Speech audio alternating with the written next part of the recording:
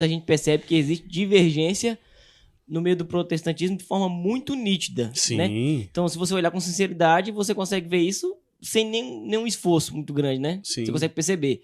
Né? Eu sempre digo que o protestantismo ele é uma reticências. Né? Então, com o início da reforma ali, alguém deu start e agora ninguém sabe onde isso vai acabar. Perfeito. Só que teve uma fala, né, de um protestante renomado no meio, né, que trouxe à tona a questão da divisão para nós católicos no meio protestante. Sim. Certo? Que a unidade está lá e a divergência está aqui por conta dos ramos, né, dos carismas existentes na Igreja Católica.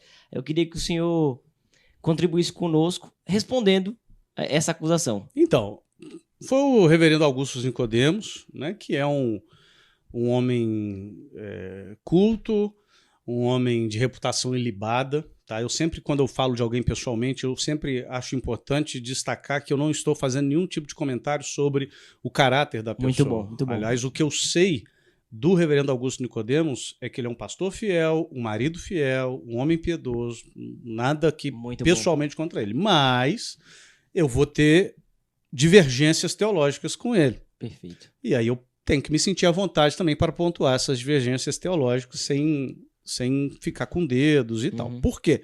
Porque ele publicou, acho que foi semana passada, nas redes sociais dele, dizendo que a verdadeira unidade está no protestantismo, porque eles se unem em torno dos 5 solas da reforma.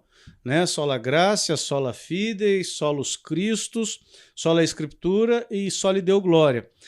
E no catolicismo existe desunião. Desculpa, né? Não é para rir, mas é para rir, né? Uhum. Não era para a gente estar rindo, mas às vezes não dá para resistir. Que no catolicismo tem desunião, porque no catolicismo tem os cistercienses, tem os carmelitas, tem os franciscanos, tem a renovação carismática, tem os teologia da libertação da vida, tem gente lá na Alemanha querendo aprovar casamento gay, não sei o quê. E o que ele colocou é um mito. É um mito. E, aliás, eu fiz um post uma vez no meu Instagram que me deu uma dor de cabeça danada, que era 5 mitos da Reforma Protestante. Né? Amanhã, 31 de outubro, é a Reforma Protestante. Né? Celebra-se a Reforma Protestante. Aí eu coloquei 5 mitos. E um desses mitos era justamente esse. Qual que era o mito? Os protestantes só divergem naquilo que é periférico, mas concordam naquilo que é essencial. Mentira. Os protestantes divergem naquilo que é periférico, obviamente, mas divergem naquilo que é essencial também. Então, deixa eu fazer algumas pontuações aqui do que é periférico. Ok. Quer dizer, nem sei se isso é tão periférico assim, né? Eu acho que isso é essencial, mas, por exemplo, o governo da igreja. Algumas igrejas protestantes vão dizer que a igreja tem que ser governada por bispos. Outros vão dizer que tem que ser governada por presbíteros, que é um colegiado de presbíteros da igreja local. Outros vão dizer que a igreja tem que ser governada pela congregação, é o congregacionalismo, que é tipo uma democracia deliberativa. Ora, qual que está certo? Os 3 se baseiam na Bíblia. Ordenação de pastoras. Alguns protestantes acham que devemos ordenar pastoras e não fazê-lo é um machismo injustificável. Outros vão dizer veementemente que a ordenação para o ministério pastoral é somente para os homens e fazê-lo é desobedecer à Bíblia. E os dois usam a Bíblia. É interessante porque a argumentação de ambos estão baseadas na Bíblia. Na Bíblia. Uns vão dizer que você deve batizar criança, como a gente estava falando aqui agora. Outros vão dizer que não devem batizar criança. E ambos estão baseados na Bíblia. Agora, o ponto que eu quero tocar, respondendo a essa argumentação do reverendo Augustus, é o seguinte: sacramentos. Isso é periférico ou isso é essencial? O Senhor Jesus disse: quem crer e for batizado será salvo.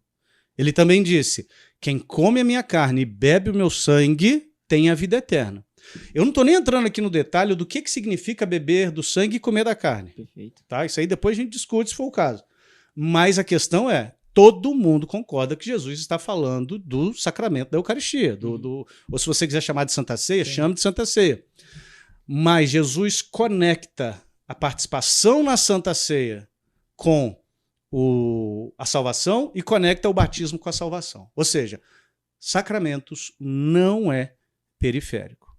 Além disso, eu vou mais longe. O reverendo Augustus, ele pertence a uma tradição reformada, uma tradição protestante de linha reformada, que é a linha calvinista. E Calvino disse que as duas marcas da verdadeira igreja são a correta administração dos sacramentos e a fiel pregação das escrituras. Depois, por causa da prática dele, acrescentaram uma terceira marca, que é o exercício da disciplina eclesiástica. Mas vamos pegar só o primeiro ponto aqui, porque eu não vou nem falar na fiel exposição das escrituras, porque todo mundo que expõe as escrituras em qualquer igreja acha que está sendo fiel. Né? Mas vamos falar dos sacramentos aqui. A correta administração dos sacramentos. Calvino, primeiro, cria nos sacramentos. Segundo, ele cria na graça sacramental. Ele cria que os sacramentos comunicavam uma graça.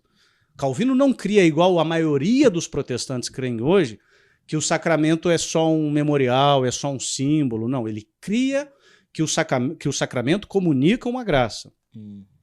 Ele cria na presença real de Cristo na Eucaristia. Olha só. Ele não cria na presença substancial, né, na transubstanciação, mas na presença real ele cria, e ele tem até argumentações muito interessantes a esse respeito, né? Por exemplo, lá em 1 Coríntios capítulo 11, São Paulo diz assim: por esta razão há muitos entre vós que estão doentes e não poucos que dormem. São Paulo está falando que tem gente morrendo porque estão tomando a Eucaristia de forma desonrosa. Então Calvino pegava essa passagem e falava: não, gente, não pode ser só um memorial. Não pode ser só um símbolo. Se tem gente que está morrendo por tomar a ceia de forma indigna. Olha só. E Calvino faz uma leitura fantástica, na minha opinião, que é o seguinte: se Paulo diz que tomar a ceia de modo indigno traz condenação, tomar a ceia de modo digno traz bênção. Boa. Essa é a argumentação de Calvino. Pois muito bem. Reverendo Augustus é calvinista, é de linha calvinista.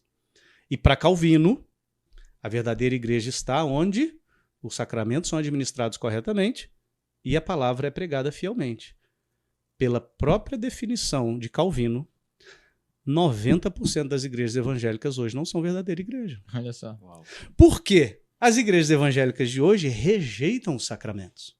Na sua grande maioria. Não estou falando aqui de luterano, Sim, anglicano. não da origem, né? Não na origem, eu estou falando na massa. Porque a massa dos evangélicos mundiais, mas vamos falar aqui dos evangélicos brasileiros, a massa dos evangélicos rejeita os sacramentos. Eles dizem que Jesus não instituiu os sacramentos, que Jesus instituiu ordenanças. Eles discordam, então, com muita clareza, daquilo que foi o início do protestantismo. Com muita clareza, Elton. De pessoas que eles mesmos citam. Calvino. Centralidade da fé, não é nada periférico, né? Então, com muita clareza, eles discordam.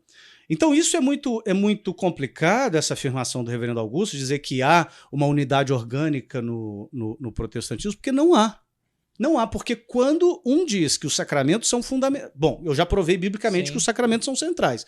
Quando um diz que os sacramentos são importantes e comunicam graças, e a verdadeira igreja está onde os sacramentos são ministrados corretamente, são administrados corretamente, e o outro diz que não existe sacramento, que aquilo são meramente ordenanças simbólicas, ordenanças que vão simplesmente trazer à memória do fiel uma realidade que aconteceu. Por exemplo, o batismo não causa o novo nascimento para os batistas, por exemplo. O novo nascimento acontece quando o sujeito levanta a mão e aceita Jesus. O batismo é simplesmente um símbolo de uma realidade que já aconteceu.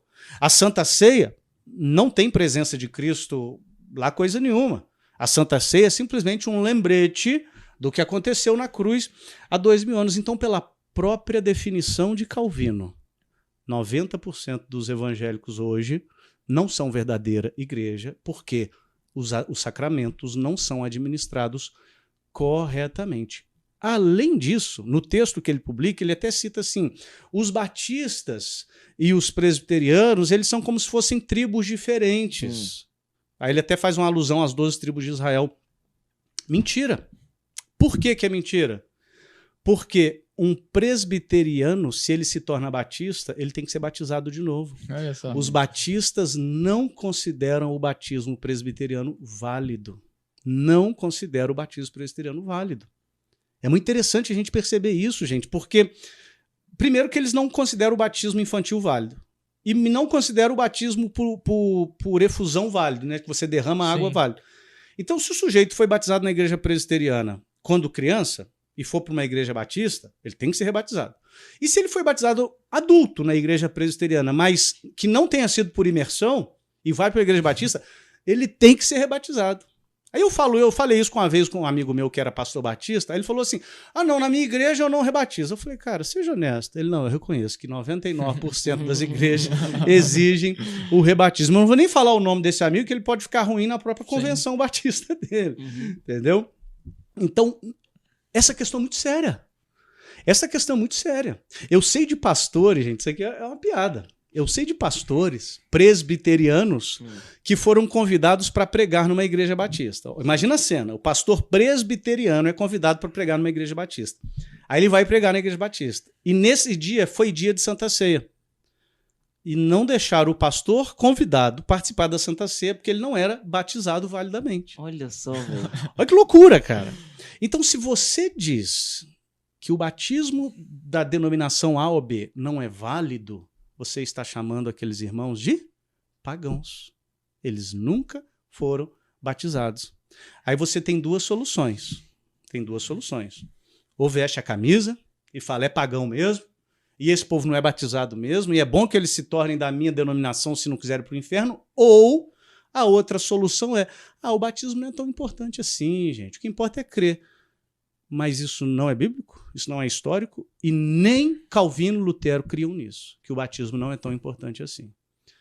E sobre a acusação de que existe desunião na Igreja Católica, na Igreja Católica tem os ultraconservadores e tem o Teologia da Libertação. Na Igreja Católica tem uns assim e outros assados. Duas coisas aqui que a gente tem que diferenciar. Primeiro, na Igreja Católica nós estamos debaixo de um Papa, ótimo, um bispo de Roma, que é o pastor universal da igreja, e os católicos latinos são submissos ao Papa, os católicos orientais, por exemplo, maronitas, são submissos ao Papa, melquitas são submissos ao Papa. Lá na minha cidade, Juiz de Fora, tem uma igreja sírio-melquita. O padre dessa igreja não é submisso ao bispo da minha diocese. Ele é submisso ao patriarca melquita de São Paulo. O patriarca melquita de São Paulo é submisso ao eparca melquita lá da Síria. E o eparca melquita da Síria é submisso ao Papa. Olha. Então nós temos um pastor, que é o Papa, e nós temos uma Eucaristia. Uma Eucaristia. E isso une os católicos do mundo inteiro. Aí você vai falar, mas tem os cistercienses, os carmelitas, gente, esses são carismas. São expressões da espiritualidade. E isso é inclusive bíblico, porque quando você lê o Evangelho de João, você vê uma espiritualidade lá. Quando você vê o Evangelho de Mateus, você vê. Quando você vê a carta de São Tiago, você vê um tipo de vivência espiritual. Quando você vê a carta de São Paulo, você vê outra. Então, a manifestação da vivência espiritual, isso é comum. Isso é comum, isso é saudável, isso é a unidade na diversidade que existe dentro da Igreja Católica. Por fim, existem na Igreja Católica pessoas que ensinam a favor, sei lá, do casamento entre pessoas do mesmo sexo, que ensinam heresias clara e abertamente e se dizem católicos? Existem. O que a gente vai fazer quanto a isso? Eles estão errados. Sim. Eles estão errados, como sempre existiram ao longo de 2000 anos de igreja. Ora, Lutero era um padre. Então, herege dentro da igreja sempre existiu, sempre existirá. Mas não é oficialmente o ensinamento da doutrina. Mas não é oficial, perfeito, não é o ensino oficial. Ainda que alguém possa dizer, não, o padre da minha igreja não ensina conforme, o padre da minha paróquia não ensina conforme o ensinamento. O errado é ele. O errado é ele. Eu tenho um amigo que ele tem uma frase que eu acho muito interessante. Quando um católico prega divisão, ele está indo contra a fé católica. Quando um protestante prega divisão, ele está indo a favor da fé protestante.